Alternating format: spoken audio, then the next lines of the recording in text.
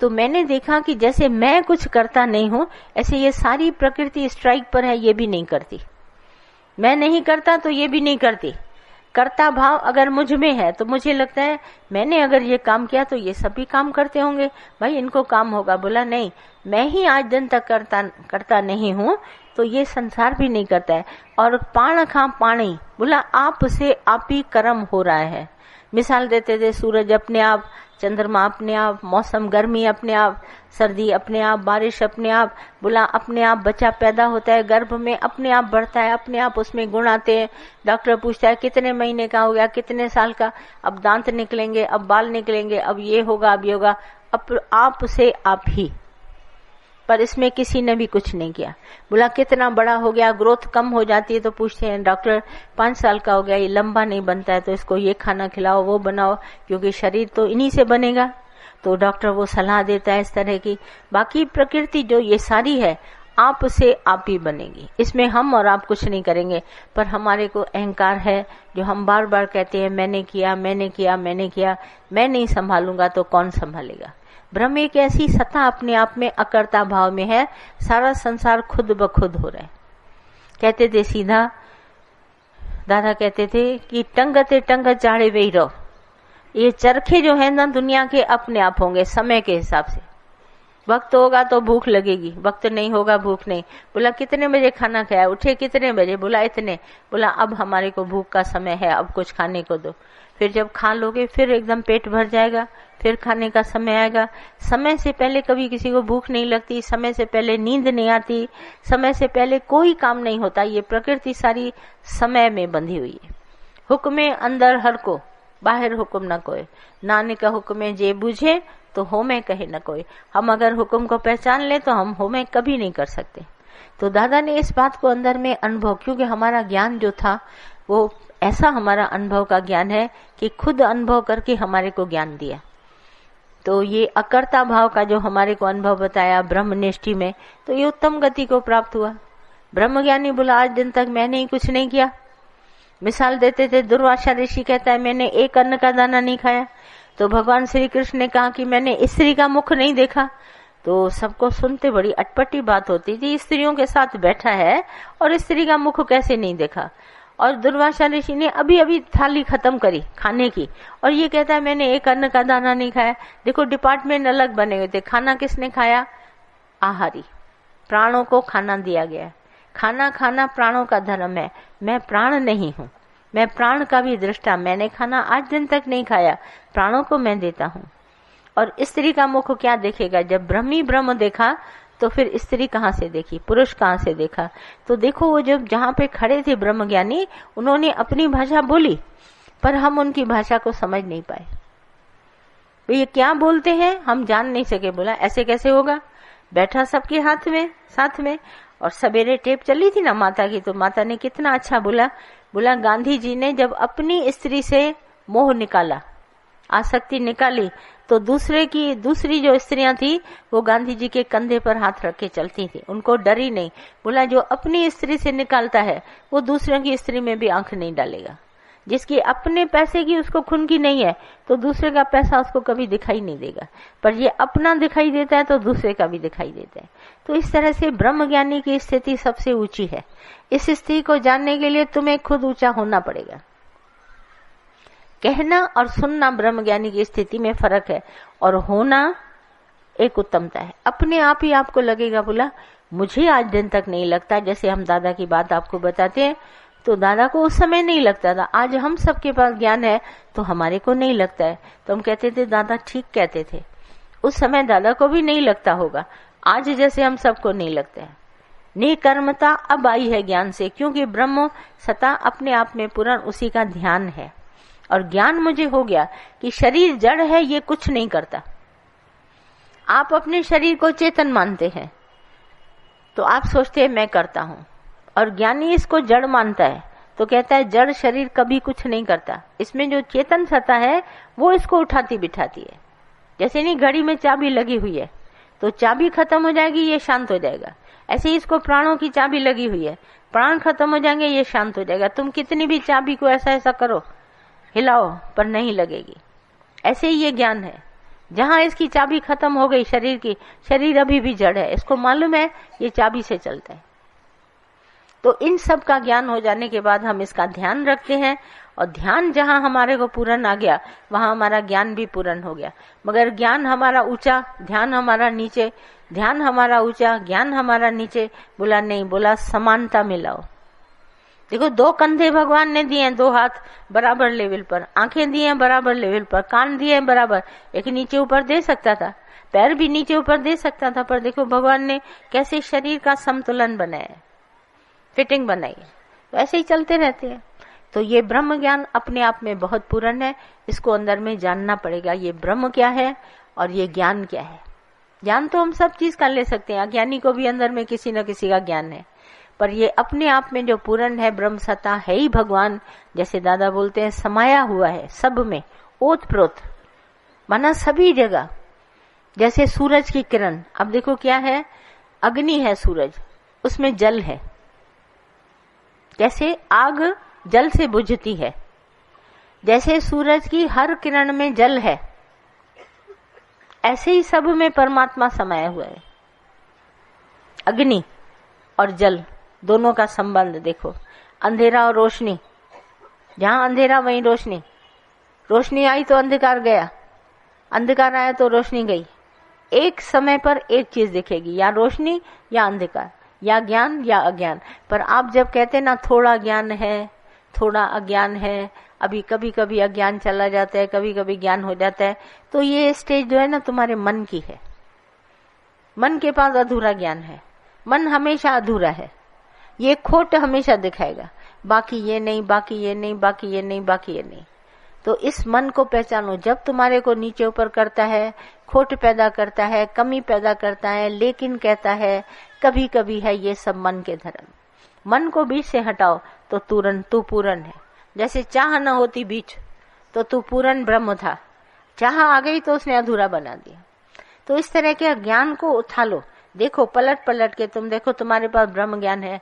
ब्रह्म माना अपने आप में पूर्ण, ध्यान सदाई ब्रह्म का। बोला खबरदार, क्या देख रहे हो, भगवान देख रहे हैं, परमात्मा की दृष्टि देखो, तो तुम्हारे को पूर्ण ज्ञान हो जाएगा। यही चाहिए ब्रह्म ज्ञान, बाकी और कुछ नहीं। और कोई क्वेश्चन?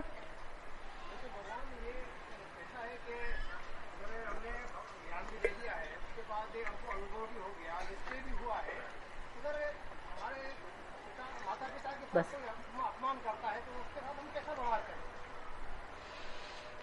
अपमान के पहले ये बताओ, ब्रह्म ज्ञान तो तुमने ले लिया, दाम चुकाया?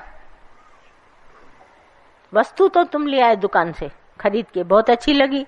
जैसे यहाँ सब आते हैं, सबको ज्ञान बहुत अच्छा लगता है, तो सोचते हैं ज्ञान सुना मना हमारा हो गया। ऐसे नहीं होगा। गुरु से सौदा करो।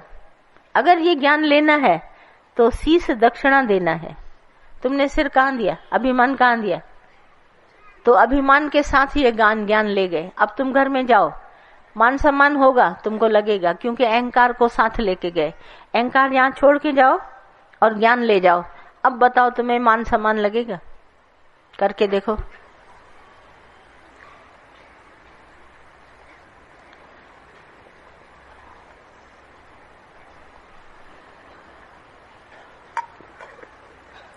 ज्ञान लेना सब चाहते हैं, सबके पास है ज्ञान, बस शीश नहीं दिया, आपका ज्ञान कैसे होगा?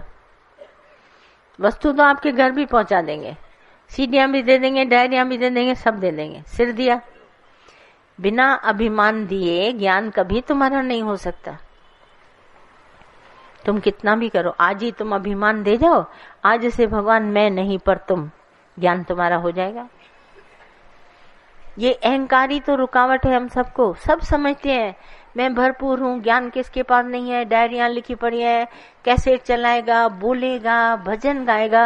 मैं सारी पब्लिक को देखती हूँ, ये इतना अच्छा ज्ञान बोलते हैं, मेरे से भी अच्छा अच्छा ज्ञान बोलेंगे, दृष्टांत सुनाएंगे, कहानियां बताएंगे, तुम्हारे को भजन सुनाएंगे, मगर एक दिन अगर अहंकार आ गया, सारा ज्ञान गया। लगता है, अनुभव होता है। ये अभिमान की डोर पर टिका हुआ ज्ञान तुम्हारा कभी नहीं हो सकता। अहंकार दे जाओ, ज्ञान ले जाओ। अभिमान दोगे नहीं तो बाकी ज्ञान कैसे तुम्हारा होगा? यही तो रुकावट है। हम इसीलिए खुलेआम पब्लिक में सत्संग करते हैं, ज्ञान ले लो, माल हमारा उत्तम है, पर ये होगा तुम्हारा तब जब तुम अहंकार देगा। मैं इतना बेफिक्र हूं इस बात से, मैं कभी नहीं डरता। आज ये ज्ञान सुन के गया, जितना ले गए भले ले जाओ, मनो टनो ले जाओ, परवाह नहीं, पर तुम्हारा ये तब होगा जब अभिमान दोगे, अहंकार दो, शीश दे जे दान, लोभी शीश न दे सके। क्या प्यार नाम प्रेम का ले, प्रेम प्रेम सब कहते हैं, ज्ञान ज्ञान सब कहते हैं, पर अभिमान है, अभिमानी को ये ज्ञान तिल के बराबर भी नहीं है। तो हम जब घरों में जाते हैं, जब शीश गुरु को देंगे तो सब जगह भगवान है। अब चाहे कोई मान करे या सम्मान करे, ऐसा कैसे होगा? हम संसार में जैसे आप वैसे मैं, सारी दुनिया तो मुझे नहीं पहचानती, कहीं तो हम अपमानजनक होंगे। कोई तो रास्ते में बोलेगा, कुछ तो बोलेगा। अपमान नहीं लगता, सम्मान भी नहीं लगता, कुछ भी नहीं लगता, क्योंकि सिर कटा दिया। सिर कटना चाहिए, सिर कटाया, सिर कटे तो तुमको दुनिया में कोई बात नहीं लगेगी। भले गृहस्थ में जाओ, कहीं भी जाओ, तुम कहेगा अरे मैं तो ऐसा बैठा हूं, मुझे कुछ लगता ही नहीं, मैं आता हूं, जाता हूं, खेलता हूं, बैठता हूं, खाता हूं, पीता हूं, बात खत्म, कुछ लगता ही नहीं। कभी कभी मैं महसूस करती हूँ ये मान सम्मान होता क्या है, जिसको आप मान सम्मान कहते हैं, ये क्या होता है? इसमें एक चाहना की इंजेक्शन है। मैं चाहता हूं ये ऐसा चले तो सम्मान हो गया, और ऐसा नहीं चलता तो अपमान हो गया। तो बाकी सब में क्या हुआ? एक चाह ही तो हुई। मान सम्मान क्या होता है कि ऐसा चला तो सम्मान हुआ, ऐसा चला तो अपमान हुआ। दादा ने कहा तुम क्या खिलौना है क्या? ऐसा चला तो सम्मान, ऐसा चला तो अपमान। अच्छा, सामने कोई सम्मान करे, पीठ पीछे अपमान करे, क्या करेगा? किसको समझाएगा, किसको बताएगा, किससे बात करेगा? होगा ना। और किसका होता है मान सम्मान? ये शरीर है ना, इसमें जो अहंकार है उसका होता है, मेरा थोड़ी ना होता है। मैं तो आत्मा, साक्षी, चेतन, परमात्मा देखता रहता हूं। आई एम दृष्टा, I am seer, not the doer. मैं कुछ करता नहीं शरीर में बैठ के, मैं सिर्फ देखता हूं। मैं देखता हूं आराम से। सारी दुनिया कोई मान दे जाती है, तभी तो बोला संतों के पास आते हैं लोग। जो सम्मान देते हैं वो उसके पुण्य ले जाते हैं, जो अपमान करता है वो उसके पाप ले जाते हैं। संत खाली, न पुण्य है उसके पास न पाप है, तभी तो मोक्ष गति को प्राप्त होता है। ज्ञानी मुक्त है, क्योंकि वो देखता ही नहीं पाप पुण्य, अभिमानी नहीं है। ये तो अहंकार एकदम जलता है। हम थोड़ा सा ही ज्ञान सुनते हैं, सोचते हैं सारी दुनिया को बता दो मैं सत्संग। कोई भी पूछेगा ना, मैं सत्संग जा रहा हूँ, सत्संग जा रहा हूँ माना आप सम्मान चाहते हैं। अगर हम स्कूल जा रहे हैं कुछ सीखने के लिए, तो अपने लिए जा रहे हैं ना, किसी और के लिए थोड़ी ना जा रहे। आज दिन तक हम सब अपने लिए सीख रहे हैं ना। किसी पर क्या एहसान करें? भगवान क्या बोला हमारा दादा? बोला अल्लाह लहूं तो क्या कहूं, कहूं तो को उपकार। किसी के ऊपर क्या उपकार करता हूं क्या? अगर मुझे भगवान मिल गया तो किसी के ऊपर एहसान थोड़ी ना है। मिला है तो मैं खुश हूं। आज हम सब धन कमाते हैं, अपने लिए कमाते हैं, दूसरों को देने के लिए थोड़ी ना। ये तो मेरा धन मेरे काम आएगा, दूसरों के देने के लिए तो मैंने कमाया नहीं है। तो ये धन मेरा है, ये मैंने ज्ञान लिया है, अपने लिए लिया, मैं मौज में हूं। अब दूसरों के ऊपर एहसान क्या जाता हूं? एहसान करूं क्या उसके ऊपर? नहीं, कर ही नहीं सकता। दूसरा कहेगा मेरे ऊपर क्यों एहसान करते हो, अपने लिए लो, ये धन है ना बात।